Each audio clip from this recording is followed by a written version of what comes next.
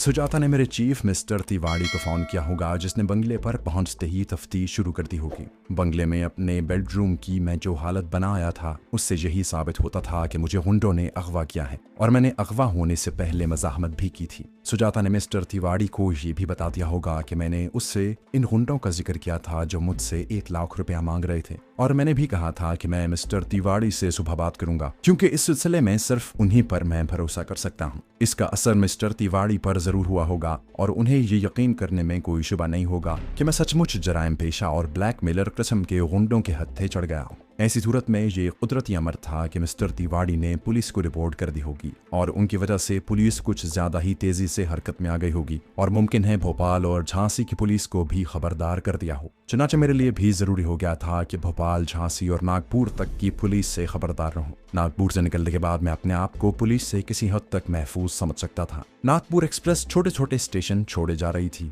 धूलपुर आया, फिर ग्वालियर ट्रेन रुकी तो मैं पुलिस की नजरों से बचने के लिए ऊपर वाली बर्थ पर जाकर लेट गया। इस तरह आंख मचोली खेलता हुआ झांसी से भी आगे निकल गया। भोपाल आया तो रात का अंधेरा छा चुका था। अब मैं काफी हद तक बेफिक्र हो गया, यहाँ तक पुलिस को मेरी तस्वीर कहाँ मुहैया की गई होगी। रात को भोपाल स्टेशन पर 2nd क्लास के मुसाफिरों को खाना दिया गया। खाना खाकर मैं सो गया। बीच बीच में आंख खुलती तो ट्रेन तेज रफ्तारी से उड़ी जा रही थी। दूसरे दिन भी ट्रेन रवा दवा रही। दोपहर के वक्त इटारसी का स्टेशन आ गया। ये एक बड़ा जंक्शन था। यहाँ से मशरक की तरफ जबलपुर, कटनी और मगरिब में खंडवा, भुसावल, जलगांव और बम्बई को गाड़ियां जाती थी। अभी सूरज पूरी तरह से गुरूब नहीं हुआ था कि गाड़ी नागपुर के अजीम शान स्टेशन में दाखिल हुई। किस्सा मुख्तसर, मैंने नागपुर से मद्रास मेल पकड़ी और वारधा, चंद्रपुर, रामागुंडम, वरंगल से होता हुआ बीजवाड़ा पहुंचा। इन सारे इलाकों से मैं पहले भी गुजर चुका था। जहां ट्रेन आधे घंटे तक रुकी रही। यहाँ से रवाना होकर गन्नौर, नेल्लोर और अराको नाम जैसे बड़े बड़े शहरों को पार करती हुई आखिर मद्रास के दूसरे बड़े स्टेशन एगमोर पहुंचकर रुक गई।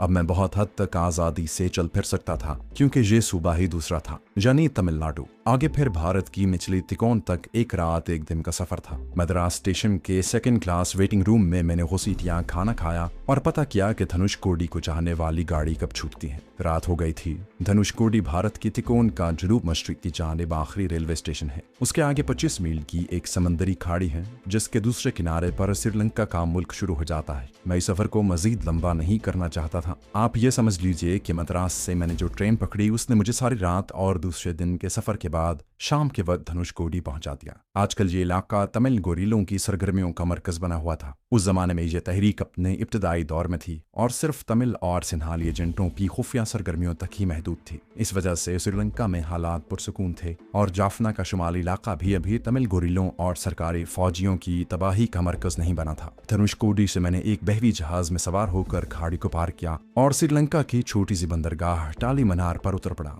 यहाँ से एक ट्रेन मिली जो कोलंबो शहर को जाती थी। गोया मैं अपनी मंजिल पर पहुंचने ही वाला था। कोलंबो तक का सफर बड़ा तवील था। बहरहाल ये सफर भी कट गया और मैं कोलंबो दारुल हुकूमत के 2 बड़े रेलवे स्टेशनों में से एक बड़े रेलवे स्टेशन मरादना पहुंच गया। जहाँ अक्टूबर के अवाखिर में भी मौसम हब्सालूद था और आसमान पर बादल छाए हुए थे। मेरे पास अभी काफी रकम मौजूद थी। मैं एक होटल में आ गया। रात हो चुकी थी। मैं अपने एजेंट से सुबह मुलाकात करना चाहता था। चुनाचे वो रात मैं अपने होटल के कमरे में जी भर कर सोया। कोलंबो मेरा देखा भाला शहर था। इससे पहले भी मैं यहाँ की सयाहत कर चुका था। सुबह उठा तो दिन चढ़ाया था। मेरी थकान दूर हो चुकी थी। मैं अपने आप को तरोताज़ा महसूस कर रहा था। मिली पतलून और बुशर्ट मैंने शाम को ही होटल के बहरे को लॉन्ड्री के लिए दे दी थी। सुबह वो दोनों कपड़े धुलवा कर और इस्त्री करवा कर ले आया। मैं रात को अपने कुर्ते पाजामे में सोया था। नहाने के बाद मैंने नाश्ता किया, कपड़े तब्दील किए। ब्रीफकेस में कुछ भी नहीं था। टूथब्रश और शेविंग का सामान निकाल कर मैंने पतलून की जेब में रखी है। कमरे को मुकफ्फल किया।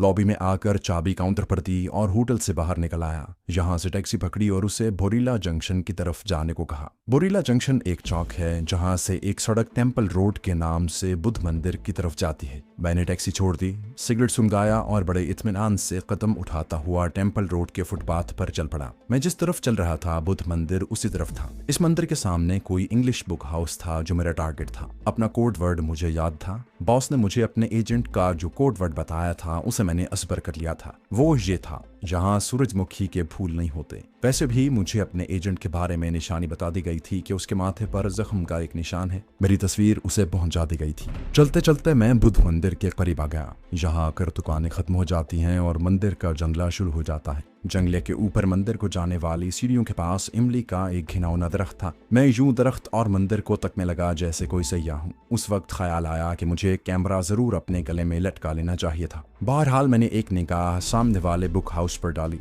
ये एक छोटी सी दुकान थी जिसकी पेशानी पर बोर्ड लगा था। बोर्ड पर सिंहाली और अंग्रेजी जबानों में इंग्लिश बुक हाउस लिखा था। सिंहाली जबान ना तो मैं पढ़ सकता था ना बोल सकता था। कयास यही था कि सिंहाली में भी इंग्लिश बुक हाउस ही लिखा हुआ होगा। दुकान के अंदर 2 सीढ़ियां चढ़कर रास्ता जाता था। दाएं जानिब छोटा सा काउंटर था और अंदर शेल्फों में किताबें लगी थी। मैंने सांवले रंग के एक दुबले से आदमी को काउंटर पर बैठे हुए देखा। वो किसी रजिस्टर पर झुककर कुछ लिख रहा था। सड़क ज्यादा चौड़ी नहीं थी, फिर भी दूर से मुझे उसके माथे पर जख्म का निशान नहीं नजर आ रहा था। मुझे उसके पास जाना था। दिन के 10 बजे का वक्त होगा। बाजार में ट्रैफिक चल रही थी। कोलंबो की टेम्पल रोड से ट्राम भी गुजरती है। सिंहाली औरतें और मर्द अपने मखसूस लिबास यानी धोती और कुर्ते में आ जा रहे थे। आसमान उस वक्त भी अबरालूद था। फजा में हब्स था। मैं सड़क पार करने ही वाला था कि मैंने देखा कुछ लड़कियां किताबों की दुकान में दाखिल हुई। मैं वहीं रुक गया। वहां खड़े रहना भी मुनासिब नहीं था। मैं बुद्ध मंदिर के आगे से गुजरकर लकड़ी के खोखा नुमा एक चाय खाने के बाहर कुर्सी पर बैठ गया। कुछ मजदूर किस्म के सिंहाली लोग पहले ही से वहां बैठे चाय पी रहे थे और तेज आवाज में बातें कर रहे थे। मैंने भी चाय मंगवाई और चाय का गिलास हाथ में लेकर चुस्कियां भरने लगा। थोड़ी थोड़ी देर बाद मैं किताबों की दुकान को देख लेता। लड़कियां अभी तक दुकान ही में थी और दुकानदार उन्हें किताबें और कॉपियां वगैरह दिखा रहा था। मैं अभी तक ये नहीं जान सका था कि ये जो अपना एजेंट है ये किस सूबे का रहने वाला है। उसकी सांवली रंगत बता रही थी कि वो जुनूब का है, लेकिन पद लंबा था जिससे ये सबूत मिल रहा था कि वो शुमाल का है। मैं चाय आहिस्ता आहिस्ता पी रहा था ताकि ज्यादा देर तक वहां बैठा रहूं। मैंने नाटे कद के एक आदमी को देखा कि वो चाय वाले खोखी के सामने मुझसे कोई 10-15 फुट के फासले पर लकड़ी की कुर्सी पर आकर बैठ गया। उसने दुकानदार से सिंहाली में हंसकर कोई बात की, फिर चाय का गिलास मंगवा कर चाय पीने लगा। मैंने कोई ख्याल न किया। ये आदमी शक्ल सूरत से भी सिंहाली यानी कोलंबो का रहने वाला ही लगता था। उसकी उम्र 40 के करीब होगी। सर के घुंघराले बालों में कहीं कहीं सफेदी झलक रही थी। मैंने सिगरेट सुलगाते हुए सामने वाली दुकान पर एक बार फिर निगाह डाली। वो कमबख्त लड़कियां अभी तक दुकान के अंदर ही थी। मैं बाजार में आते जाते लोगों और गाड़ियों को तकने लगा। एक ट्राम टन टन का शोर मचाती हुई गुजर गई। गैर इरादी तौर पर मेरी निगाह सिंहाली आदमी पर गई तो मैंने महसूस किया कि वो इससे पहले मुझे देख रहा था। निगाहें चार होते ही उसने अपनी नजरें दूसरी तरफ कर ली। मैं चौकन्ना हो गया। फिर सोचा कि चूंकि मैं शक्ल सूरत से सिंहाली नहीं लग रहा, इसलिए कुदरती तौर पर यह शख्स मुझे महज तजस्सुस की खातिर देख रहा है। लेकिन थोड़ी देर बाद मैंने अचानक उसकी तरफ देखा तो इस बार भी उसकी नजरें अपने चेहरे पर जमी हुई पाई। अब मैं मोहतात होकर बैठ गया। मुझे यकीन सा होने लगा कि यह शख्स कोलंबो की इंटेलिजेंस के महकमे से ताल्लुक रखता है और चूंकि मैं एक नया आदमी हूँ इसलिए मुमकिन है मेरी निगरानी कर रहा हो। जो कुछ भी था मैं ये कभी गवारा नहीं कर सकता था कि कोई मेरी निगरानी करे। मेरे सामने तो एक इंतहाई अहम मिशन था जिसे हर हालत में मुझे कामयाबी से हमकिनार करना था। मैंने उस वक्त अपने एजेंट से मुलाकात करने का इरादा मुलतवी कर दिया। सिगरेट सड़क पर फेंक कर उठा, दुकानदार को चाय के पैसे दिए और टेम्पल रोड पर आगे की जानिब चल पड़ा। टेम्पल रोड आगे जाकर बिमला पट्टी के इलाके की तरफ घूम जाती है। मुझे इन सारे रास्तों और सड़कों का इल्म था। अगर मैं बिमला पट्टी के चौक से दाएं सड़क को चला जाऊं तो कोलंबो के सबसे गुंजान इलाके पटिया पहुंच जाता, जहां गल्ला मंडी होने की वजह से हर वक्त रश रहता है। मैं चलता चला जा रहा था। अभी तक मैंने पीछे मुड़कर नहीं देखा था। जब मैं टेम्पल रोड को छोड़कर बिमला पट्टी वाली सड़क पर मुड़ने लगा तो सामने से आती किसी गाड़ी को देखने के बहाने मैंने पीछे घूम कर देखा। मेरे होंठ अपने आप भिंच गए। मुश्तबा सिंहाली अजनबी मेरे ताक़ुब में चला रहा था। मेरा पीछा किया जा रहा था। जो अजनबी सिंहाली मेरा ताक़ुब कर रहा था इंतहाई अय्यार शख्स था। वो मुझे सड़क के किनारे रुकता देखकर बिल्कुल नहीं रुका, बल्कि अपनी नबी तुली रफ्तार में चलता हुआ फुटपाथ पर मेरे पीछे से गुजर गया। मैं सड़क क्रॉस करके बिमला पट्टी वाली सड़क पर आ गया, जहां मुझे एक खाली साइकिल रिक्शा नजर आया। मैंने हाथ देकर उसे रोका। उसमें बैठने के बाद रिक्शे वाले को लाइट हाउस की तरफ जाने को कहा। रिक्शा कोलंबो की कुशादा सड़क पर आकर एक तरफ रवाना हो गया। मैंने पटिया की तरफ जाने का इरादा तर्क कर दिया था। लाइट हाउस की जानिब कारगिल नाम का एक बहुत बड़ा 3 मंजिला डिपार्टमेंटल स्टोर था। अगर ये सिंहाली वाकई मेरा ताक़ुब कर रहा था तो मैं उसे कारगिल स्टोर में जुल देने में कामयाब हो सकता था। मुझे मालूम था कि इस स्टोर के अक़ब में भी 3 दरवाजे थे। मैंने पीछे मुड़कर बिल्कुल न देखा। साइकिल रिक्शा मुख्तलिफ सड़कों पर से होता हुआ उस बड़ी सड़क पर आ गया जो आगे जाकर लाइट हाउस वाली सड़क से मिल जाती थी। उस सड़क पर दाहिनी जानिब कारगिल स्टोर था। ये सड़क काफी बड़ी थी और उस पर गाड़ियां आ जा रही थी। दूर से मुझे लाइट हाउस का मीनार नजर आने लगा। उसके करीब जाकर मैंने रिक्शे वाले को कारगिल स्टोर की तरफ मुड़ने के लिए कहा। कारगिल स्टोर के बाहर गाड़ियां कतारों में पार्क की हुई थी। मैं रिक्शे से उतरकर स्टोर में दाखिल हो गया। इस डिपार्टमेंटल स्टोर के मेन गेट से अंदर दाखिल हों तो एक तरफ सफ़ेद रंग के घोड़े का मुजस्समा मिलता है जो लकड़ी का बना हुआ है। स्टोर में काफ़ी लोग थे, इनमें औरतें भी थीं जिन्होंने साड़ियाँ पहन रखी थी। मैं मुख्तलिफ डिपार्टमेंट्स में घूम फिर कर चीज़ों को देखता रहा। एक जगह से मैंने यूं ही शेविंग क्रीम उठाई। उसकी कीमत मैं स्टोर के पिछले 3 दरवाजों में से किसी भी दरवाजे पर लगे काउंटर पर अदा कर सकता था। अभी मैंने जानबूझकर स्टोर के अकबी दरवाजे का रुख नहीं किया था। मैं ये तसल्ली करना चाहता था कि वो पुरअसरार सिन्हाली इस स्टोर में मौजूद है कि नहीं। मैंने शेल्फ में लगी चीजों को देखने के बहाने स्टोर के चारों तरफ निगाह दौड़ाई। मुझे वो सिन्हाली जो मेरा पीछा कर रहा था कहीं नजर न आया। मुझे कुछ इत्मीनान सा हुआ। मैं सोचने लगा कि ये मेरा वहम था, वो आदमी मेरा पीछा नहीं कर रहा था। अब मैंने फैसला किया कि स्टोर के अकबी दरवाजे से निकलकर टैक्सी पकड़ूंगा और शहर के मुख्तलिफ इलाकों में घूम फिर कर कुछ वक्त गुजारने के बाद वापस टेम्पल रोड पर आ जाऊंगा, क्योंकि बहरहाल मेरा अपने एजेंट से मिलना इंतहाई जरूरी था। शेविंग क्रीम मेरे हाथ में थी। मैं स्टोर के मुख्तलिफ शोबों में से घूमता हुआ स्टोर के तीसरे अकदी दरवाजे पर आ गया। यहाँ काउंटर पर शेविंग क्रीम की कीमत अदा की और स्टोर से बाहर निकलकर फुटपाथ पर खड़ा होकर किसी खाली टैक्सी को देखने लगा। टैक्सी में सवार होने से पहले मैंने एक बार फिर इर्द गिर्द निगाह दौड़ाई।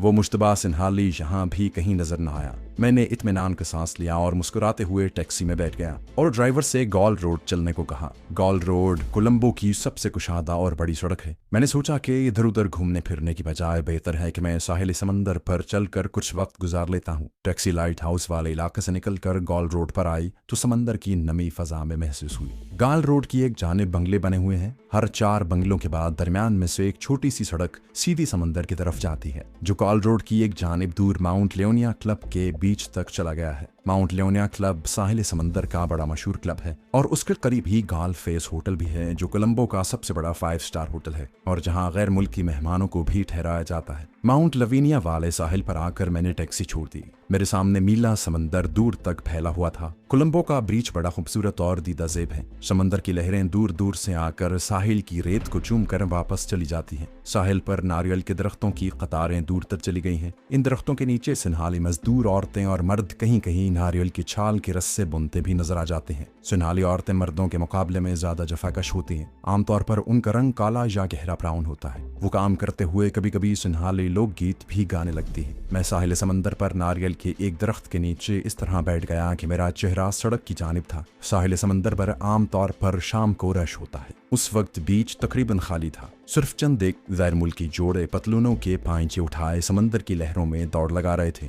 मेरी निगाहें सड़क पर मुश्तबा सिन्हाली को देखने की कोशिश में थीं, जो यहाँ भी नहीं था। अब मुझे यकीन हो गया कि वो शख्स मेरा ताक़ुब नहीं कर रहा था। मैंने खामखा उस पर शक किया था। मैंने वहां बैठे बैठे एक सिगरेट फूंका और उठकर नारियल के दरख्तों में चलने लगा। मैं चाहता था कि कम से कम 1 आध घंटा मैं इसी तरह गुजार दूं। मैं पूरी तरह अपने आप को महफूज करना चाहता था, लेकिन जब मैं अपने एजेंट से मिलने वापस टेम्पल रोड पर जाऊं तो मेरे दिल में जरा सा भी ये शक न हो कि कोई मेरा पीछा कर रहा था। नारियल के दरख्तों में समंदर से काफी हटकर एक छोटा सा रेस्तोरां बना हुआ था। ये बड़ी पुरसकून और रोमांटिक जगह थी। मेरा जी चाहा कि जहां बैठकर चाय पी जाए, कुछ वक्त भी गुजर जाएगा। ये रेस्तोरां जमीन से 2 फुट ऊंची मचान पर बना था। बाहर बांस की कुछ कुर्सियां रखी थीं। मैंने चाय का गिलास मंगवाया और बांस की कुर्सी पर बैठकर चाय से लुत्फानंदोज होने लगा। नारियल के दरख्तों में से सामने बेकरां समंदर हद नजर तक फैला हुआ था। खुनक हवा चल रही थी। यहाँ ज्यादा हब्स नहीं था, मगर फजा में नमी और रतूबत बहुत ज्यादा थी। रेस्तोरां के अकब में वही छोटी सी सड़क थी जो बंगलों के दरमियान से होती हुई ऊपर गॉल रोड तक जाती थी। चाय पीने के बाद उठकर उसी सड़क पर चलने लगा। सोचा गॉल रोड से कोई टैक्सी पकड़कर टेम्पल रोड की तरफ चल दूंगा।